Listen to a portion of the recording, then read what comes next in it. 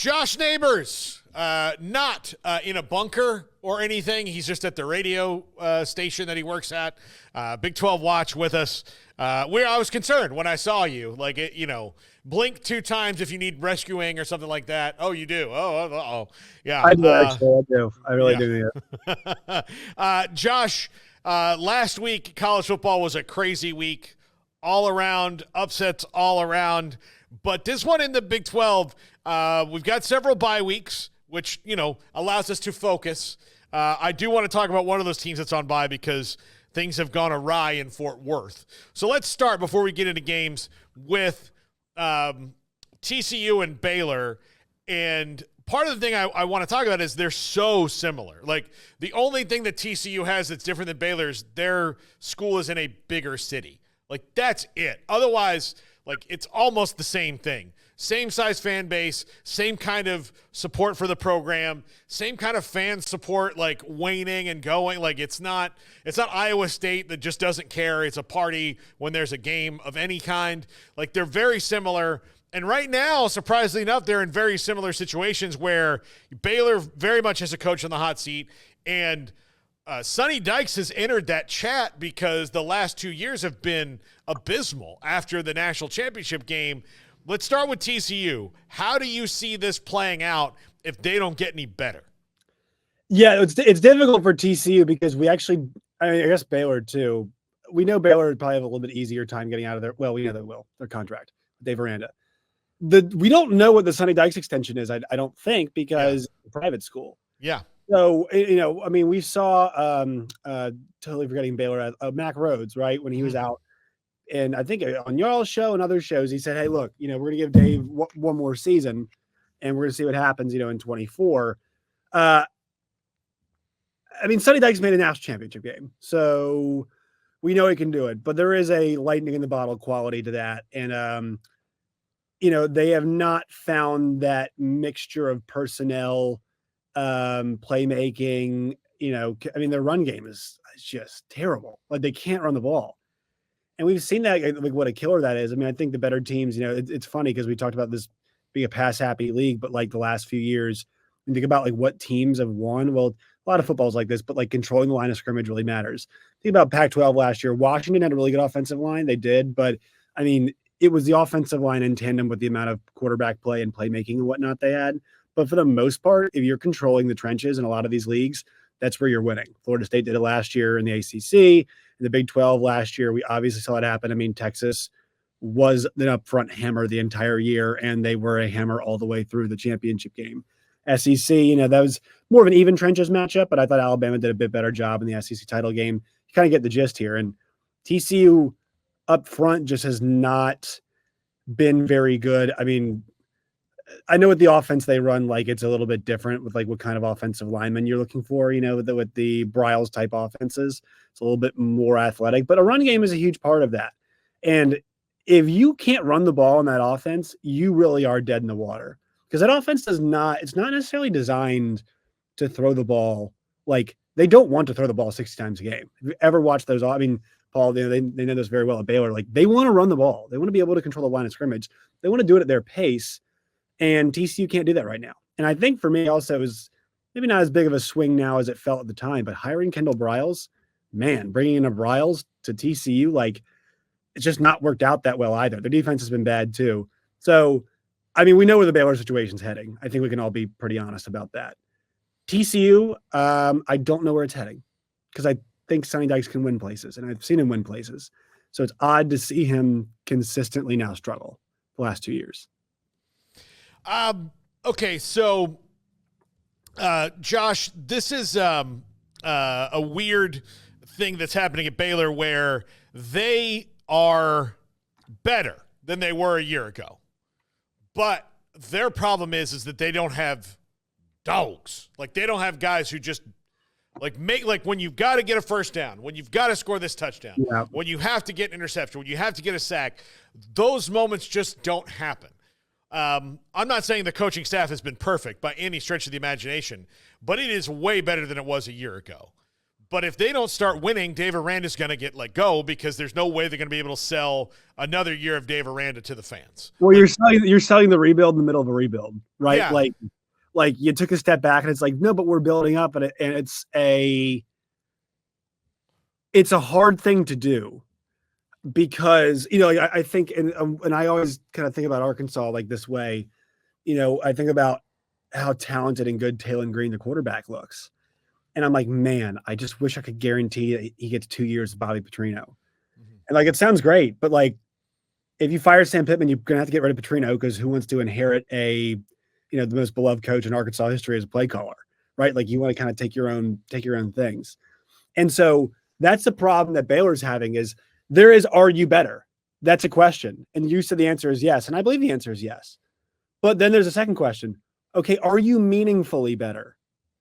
Are you better in a way that makes fan interest increase? Are you better in a way that, like I think West Virginia, a good example of this last year, a 9-win season for them was meaningfully better. The question they're going to have to be answering the rest of the year is like, what do we consider success or on par or what should look like at West Virginia? What's acceptable at West Virginia? Baylor's got to answer that question. And I think you mentioned it really well. Like, these are schools that are smaller, that have a lot of money, that are in a good location. But these schools go through these, and once GP left, like this has kind of been the case. Like, it's been very cyclical. Baylor for some outside reasons, but like it has been a roller coaster for both of these schools. And so that's kind of the weird thing is like, where do we settle into like, we're K-State, we're winning 8 games every single year, and then we pop up for 10. It's like 12, 5, 3, 10. Like, it's kind of how it feels right now, right? Yeah, absolutely. Yeah, that's what it is. Okay, if you had to rank the hot seat meter in the Big 12, and I think there's legitimately only like 2 guys on it, would you put Dave Aranda at like a 7, 8, 9, and Sonny Dykes at like a 5? Yeah. Are we sure Neil Brown's not still? I'm not really like, let's put him at like a 3. Like just like this team is not better than they were last year. And I'm not even saying wins and losses. They just don't look like a better team. And like, if Garrett Green doesn't pull their ass out of the fire against KU, I think it's a little bit different of a conversation. Yeah. They shouldn't have lost to Pitt, and they did. And they did not. I know the Penn State game was weird, but like they couldn't scheme their way to being close in that game. So this week's big. I don't think Iowa State's the 11th best team in the country, but big opportunity for them at home. So I would still put Neil Brown in there because I thought they needed to show something significant last year just to save his job. And I think his extension, which really wasn't an extension, it was kind of just a rearranging of money to get the assistants more, showed the fact that, hey, we're not just going to pay you because it's 9. We didn't have an identity before. So I would still say Neil's in there. And I think Satterfield might be fine now. So I would say Dave's like a 9 or 10. Yeah. It's up there. He's a 4 for me. I don't think that. I just think I think when you go to a national championship game and you were able to find such good coordinators and you were able to, and like, wasn't like those guys were like these exceptions to the rule that TCU can have. Like, TCU's always had good players. Yeah. Gary Patterson has put a bunch of guys in the NFL, and that's before TCU had as much cachet as they have now. And they were really athletic. So like, I think TCU still in a spot where they can find the athletes, still in a spot where they can get decent coaches. They can afford those coaches. They've got resources and whatnot. I just think the staff's in a weird spot with what they want to do. Yeah. Yeah. I think so too. All right, let's get into the week tonight. We've got Utah and Arizona State, and all signs point to Cam Rising playing, but I'll believe it when I see it. And I don't know how big of a deal this is, but if I'm a Utah fan, I'm emotionally exhausted of the Willie Woney. Just tell us, coach. Just tell us, is he going to play or not? Yeah, didn't Kyle Whittingham mention a situation where they could shut him down for the year? Yeah. I mean, what are we doing? Well, yeah. And they've been doing this song and dance for a while now. They did. I mean, hell, the Florida game last year. It's like, he might. Here he comes. It's like, and then he doesn't play the entire time. Doesn't play the entire season. Yeah, I mean, it's a different conversation when he plays. You know, they are a team that, you know, when you look at it on the field, like what they've got when Cam Rising's out there, experienced quarterback, well-run offense, ton of confidence, good defense, like they've got everything that you'd want. And we know their offense can take like a couple extra steps up. So and they got playmakers too. So I mean, it's such a big and interesting question. And like I don't actually know how to like analyze Utah games. I don't know how to break them down anymore because it's like I don't know how to believe whether he's playing or whether he's not playing. And it is such a meaningful thing for them. It looks completely different when he's not playing. Yeah. Yeah, it absolutely does. And I'm someone who really is starting to believe in Kenny Dillingham and Sam Levitt and Cam Scadaboo and what they've got going on there. But again, there's still a Utah defense that's really good. I don't think Cam Scadaboo is going to be able to maybe deliver some of the similar punishment that he does on other teams, but he's still a really good player. I think this one is totally up for grabs. Yeah, well, Kenny Dillingham is, and I've said this like early in the season, I wanted to make this point when they were 3-0. Like, you talk about what progress looks like. It's just, it's such a good coaching job because it's so hard and so challenging to get a team like that to raise them up. And they get 4 touchdown passes from Levitt last week, and their offense was tremendous, and they're 4-1. And I know their schedule really is difficult the rest of the way. They're at Cincinnati, who's a lot better than we thought. At Oklahoma State, cratering now, so it's possible. You got UCF, who the hell knows, at K-State, BYU, and at Arizona. Like this could be a bowl team. I still don't think they're good enough to contend for a Big 12 championship, but I mean they're still 4-1, and they beat Utah tonight. Like we've got to start maybe talking about it a bit. Once again, they play a lot of really good teams, but we have to entertain it because they beat 2-1 with a tiebreak over the preseason favorite. Yeah.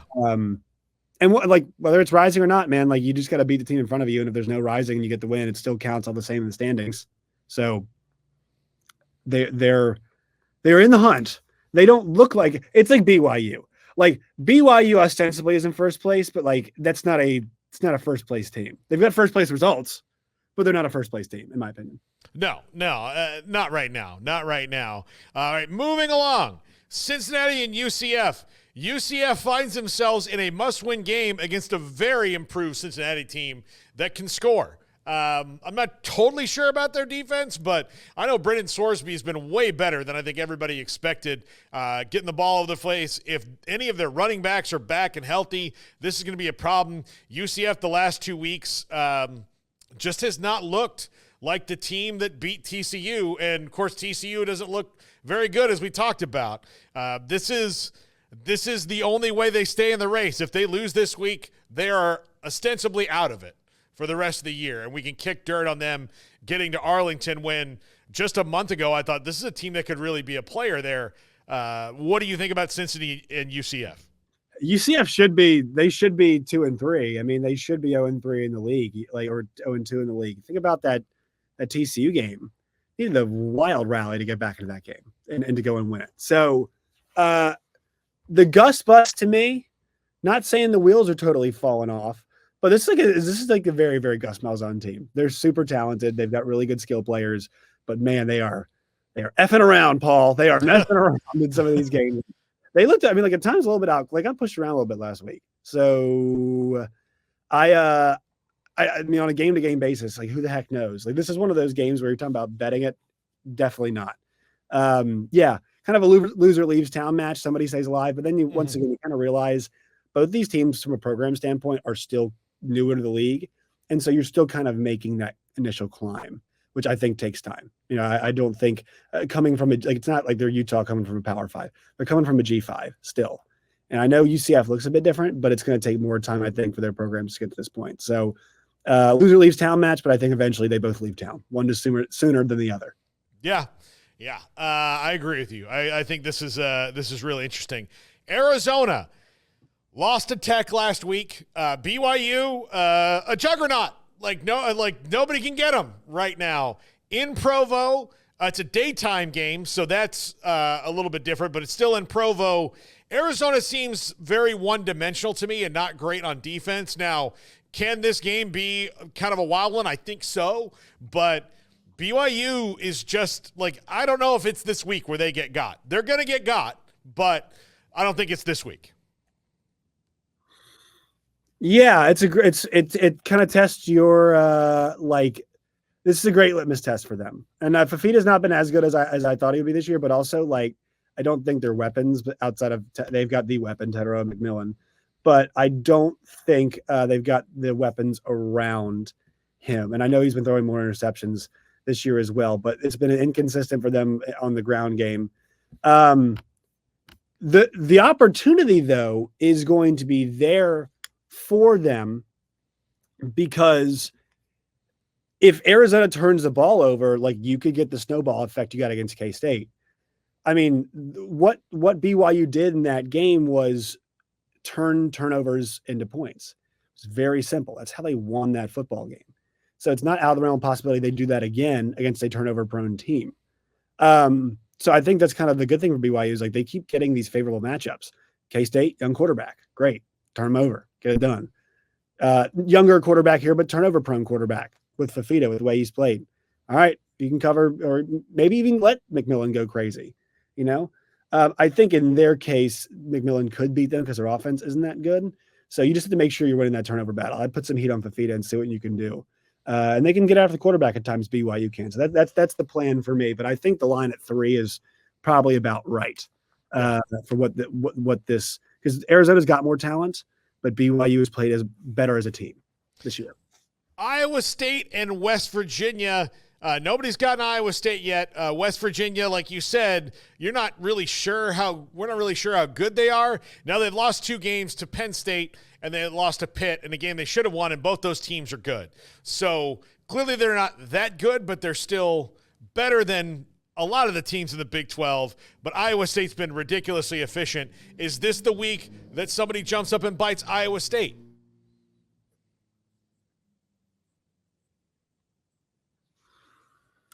Yeah, this is going to test like how good that Iowa State defense is because it's a run-heavy team.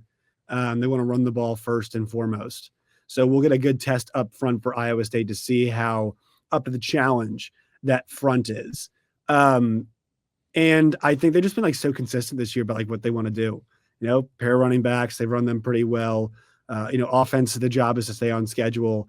And I mean, I think West Virginia, like they are going to be a coin flip team, right? They've played the Oklahoma State game wasn't very close, but they played a close game against KU, played a close game against Pitt. It feels like when it's pretty even, they're going to be a coin flip game. And I kind of like West Virginia in the spot just because I like their playmakers, at least their quarterback as a playmaker a bit more. Rocco Becht is kind of the more, you hope to have a more dependable type situation, but I would not want to give West Virginia the ball a chance to win a game because I like Garrett Green's chances in a lot of those moments. So I'm going to take the better quarterback. I'm going to go West Virginia at home. All right. Wow. There you go. There's that's the second person we've had on the show today that's leaning for the Mountaineers. Finally, Josh, this one is one that's befuddled me all week. Kansas State the favorite, Colorado a home dog, 3.5 points. Late night, 9:15 Central Time kickoff for the Wildcats and the Buffaloes. Is this the game where Colorado shows that like maybe they're really, really for real? Or is this the game where maybe Kansas State shows that they're a step ahead in their development? Do you think Colorado can stop the run, Paul? I mean, they did-ish against UCF. They played a complete game. I just think that this might be a bit of a different animal. I do too. I think that the K-State if they stop the run against both UCF and K-State, all right, let's talk. But I don't think that's going to happen. I think we saw it against Nebraska, and I don't like their chances of doing that back-to-back weeks.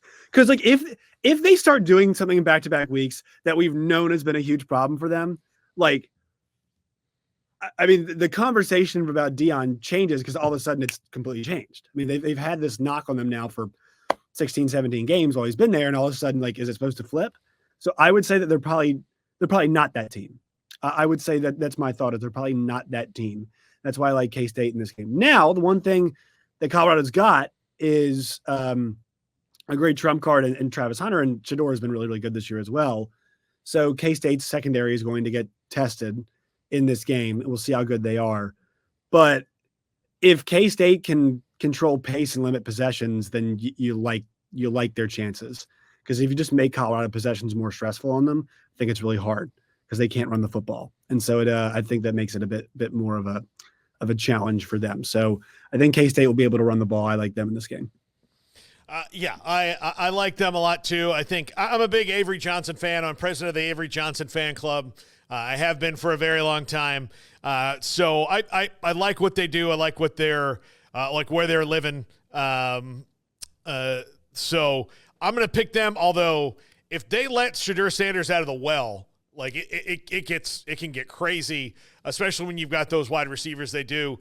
They're not great in the secondary this year at Kansas State. So that's where I think this game can get wild. I think it's going to be very high scoring.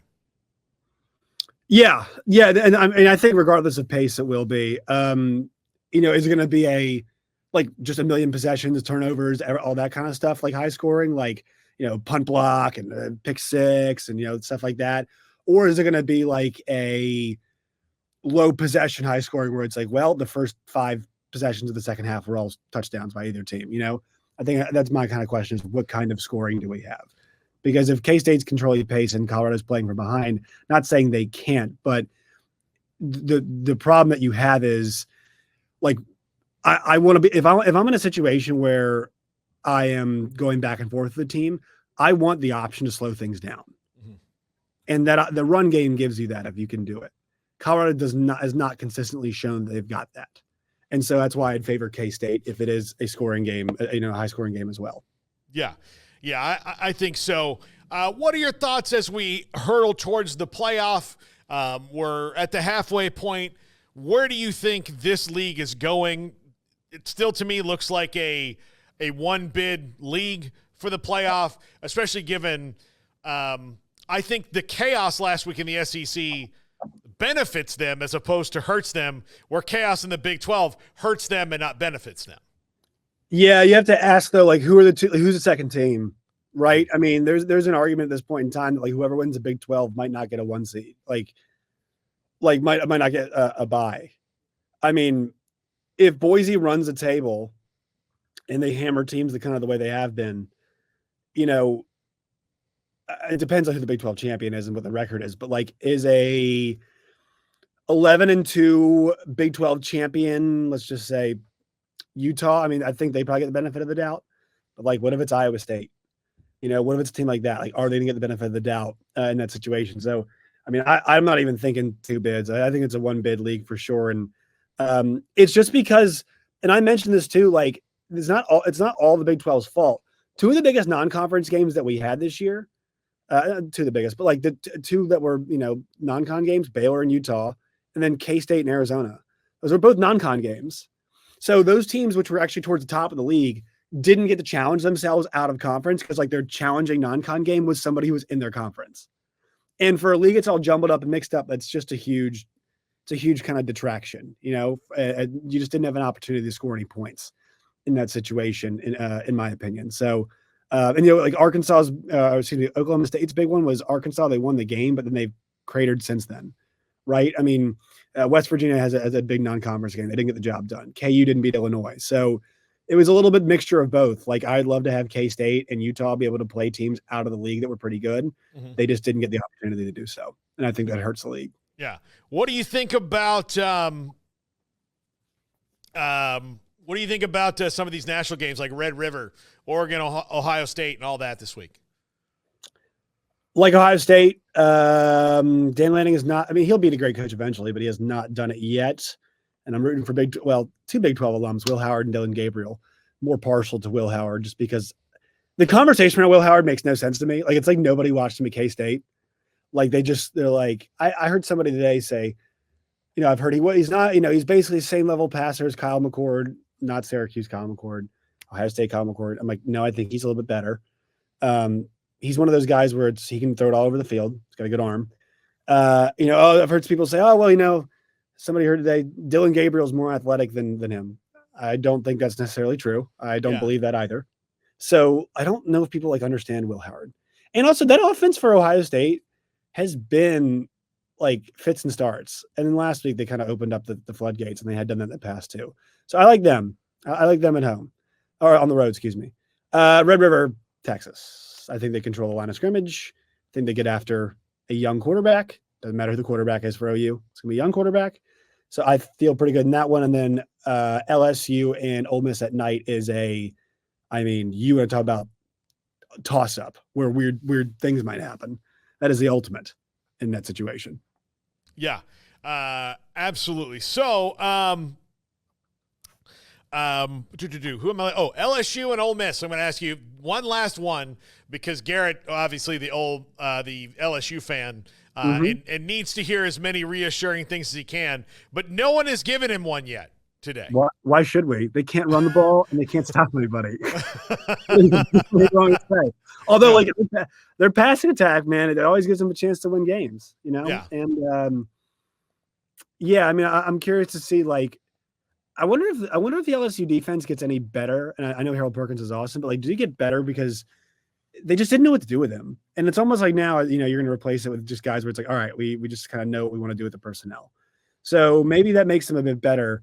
And also, I know that that freshman running back they put in against South Carolina kind of save their tails. But yeah, man, I think Kiffin hadn't beaten anybody either. So it's just, and Brian, I'm a huge Brian Kelly guy. He's not been that good recently though. So this is one of those where you just sit back and just watch it get chaotic, watch it get weird. And it was an amazing game last year too. Yeah. I got nothing to reassure you, Garrett. I would take LSU plus the points at home. But I would not feel good about that at all. Yeah, absolutely. All right, Josh Neighbors, Big 12 watch. Go watch him. Absolutely. He's one of our favorite guests. Josh, you doing a high school game tonight or you have a bye week? Pulaski Academy versus Bryant tonight. Actually, pretty good game. So all right. Well, good one. All right. Have a good time tonight. Josh Neighbors, Big 12 watch. When we come back, it's the top 5. This is 365 Sports.